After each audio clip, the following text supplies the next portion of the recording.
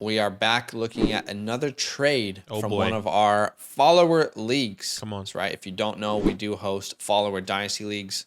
They're all completely full for this offseason, but you can still check out our Patreon with the link in the description if you want to be added to the wait list. So big shout out to the Kilo League. We got a trade from the Kilo League today. It's pretty big. And this one kind of hurts my heart a little bit because I was in conversations with the person who was trading Kyle Pitts. Kyle Pitts was traded. We're going to show you the trade here in a second. Mm-hmm. I feel like we all do this. Let me know. Am I the only one who does this when you send a trade offer and you're like, man, that's a good trade offer. And then a deal gets done and you look at it and you're like, nope, my deal was better. Every single time. We all do that, right? I don't know that my time. deal was really better. It probably wasn't. But that's what I told myself when I saw it. I was like, come on, man, my deal was better. You should have taken my deal. Okay, so shout out to ATJ and John. So you can see the trade here. ATJ gets Kyle Pitts, the unicorn, the young king, the savior of Atlanta. And John gets TJ Hawkinson, Terry McLaurin, Kadarius Toney, and a 25 first-round pick. So I think what's going to be really important here is to look at the context of both of these teams. I just said context like I'm from New Zealand or something, bro. You from New Zealand, bro? But I think it's going to be super important to look at the context for both these teams. But Okay. before we look at the context, straight off the bat, no context involved, do you lean a certain way here? Straight off the bat, I would lean still Kyle Pitts. Purely because of Terry. I was also in talks with ATJ and trying to get Terry, not with Kyle Pitts, just another trade. He'd been trying to offload Terry for a long time. Ever since he drafted him, which was probably a week ago now. I think he actually traded Bateman for Terry. Yeah, so whatever the case may be, he was trying to offload Terry, and I don't want Terry. There's a lot of reasons why I don't. Not that I don't like him, I just didn't want him for my team build construction, and I really wanted some younger pieces. And it really depends on John's team construction, but I think overall, if I had to put this in like a trade calculator and rankings, I think there's just so much more you can get with Kyle Pitts here, especially, I would say a trade calculator is probably going to say it's even. Oh, I think so as well. When I say I put it in the trade calculator, but I think you could have gotten so much more better, like pieces, solidified pieces, in my opinion, outside of Terry and a Kadarius. I like TJ. I like that you got a tight end back, but outside of Terry and Kadarius, I think that's the problem. Hey, it's like there's not a superstar here. Exactly, and you want a superstar, and that's where I was going. Like I want like the Waddles, the T Higgins, the Chases potentially. Like maybe it would have been something different. I wanted a superstar caliber players, and these guys are not superstars, or just a lot more draft capital. Exactly, you know what I mean. I think, that was the problem I had with it. I actually just don't like Toney. Like, I just look at Toney and I'm just like, there's just an injury waiting to happen. I actually have gotten rid of Toney in most of my leagues. I know we see this differently, but that's fine. The combination of them drafting Wandale and me thinking, what the hell are you doing with this offense? I just guess I have to see it, I guess. I don't know. But for me, Toney is just not someone that really... Toney doesn't move a meter for me in a Kyle Pitts type trade and with this type of magnitude. I guess Terry doesn't move the meter really for me either in this magnitude of a trade. And then you got to wait all the way until 2025 for that first round pick. If that's a 23 first, maybe it's a little bit easier because because you're a win now team. You get to use that first soon to build youth, or you get to use that to, keep improving your win now window. Whereas a 2025, it's already hard to... If you're a win now team, it's already hard to move 24 firsts. Exactly. People are undervaluing them. And the 25 first is going to be undervalued, but you're just not going to get the, in the trade market, I think what you want. So yeah, I do lean the Kyle Pitts side here, but let's look at both of the teams because I do think context is important. Yeah, it's massive here. So if we look at ATJ's team first, he's got Mac Jones, Kenneth Walker, James Cook, N'Keal Harry, Hamler, Pitts, Spiller, Pierce, Mariota. Yeah. On his bench, there's Darnold. I mean, a lot of young players. Pickens is there. McBride is there. there's not a whole lot of foundation here. And I think the reason behind that is because ATJ is doing a futuristic team. Totally. You know, he has like 4 to 5 23 firsts. Sure. And I think we're going to look at those picks in a second. Yeah. So just to keep that in mind when you're looking at at ATJ's team, because he didn't just draft terribly. He actually has the future, you know. There's a strategy here for sure. Yeah. We're going to look at the draft capital in a second. And John's team, we got Dak Prescott, Najee Harris, James Conner, Jamar Chase, Diggs. This will be TJ Hawkinson, Etienne, Pittman, Aaron Rodgers, Matt Ryan.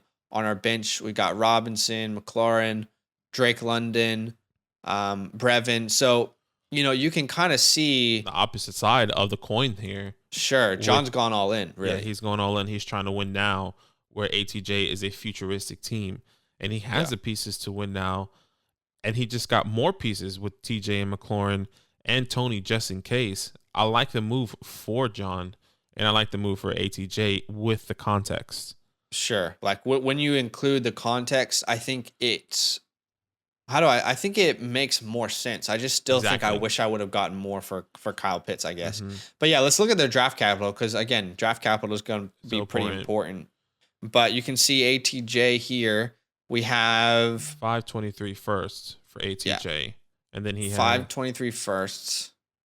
Yeah, so that's really where his money is. Yeah, and then John. So it's a 1-year tank for him. Yeah, and then John doesn't have any capital in the 23 firsts, and then he has the 23 class at all. And 23 class, excuse me, but he does have the 24 firsts, 225 firsts, which is, I mean, hopefully by that time he doesn't really need anyone. Well, hopefully by this time you're already competing, and maybe you've gone all in, won a championship, and you can infuse some youth with those 25 picks. Right. But yeah, I mean, the thing with ATJ is, even though he has 523 firsts, you got to use those first right. You know, you're not just going to draft every player and hit on them. You got to choose what picks you're going to use to draft, if you're going to use some picks to make trades. So ATJ still has a journey ahead of him to get to a place where he's going to be happy with his team. So I think, you know, he I think wins this trade in my mind. You know, again, when I look at both teams, when I look at the trade just straight up, even with context, I think I still prefer Kyle Pitts.